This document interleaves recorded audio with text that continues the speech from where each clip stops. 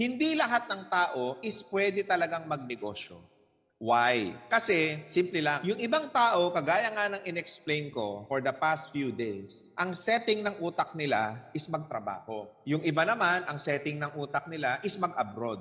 Yung iba naman, ang setting ng utak nila is umistambay. Yung iba naman, ang setting ng utak nila is ganun lang talaga sila sa buhay nila. So, hindi talaga lahat is born entrepreneur. And it's a good thing na hindi lahat pwedeng magnegosyo kasi if lahat magiging negosyante, we will not be having a balanced world. Hindi magiging balance ang mundo. Yung iba, ang destiny talaga nila sa buhay is maglingkod, magtrabaho sa isang negosyante. May ganun talaga. Kaya ginawa ng Diyos yung isip natin para magkaroon tayo ng option, magkaroon tayo ng decision making sa buhay natin. So yun talaga, yung iba talaga, they are very passionate about working. That's what they love to do. That's what they are passionate about. Ayaw na nilang maging negosyante. At hindi nakaset yung isip nila na maging negosyante. And maybe that's the biggest reason why hindi lahat talaga magne-negosyante. Hindi lahat talaga magne-negosyo. So kung tayo ngayon, tanungin natin ang sarili natin. Ako ba nakadesenyo kung maging negosyante? Ako ba nakadesenyo kung maging yumaman o masenso? So ngayon, tanungin natin sarili natin, ano ang talaga yung gusto natin sa buhay natin?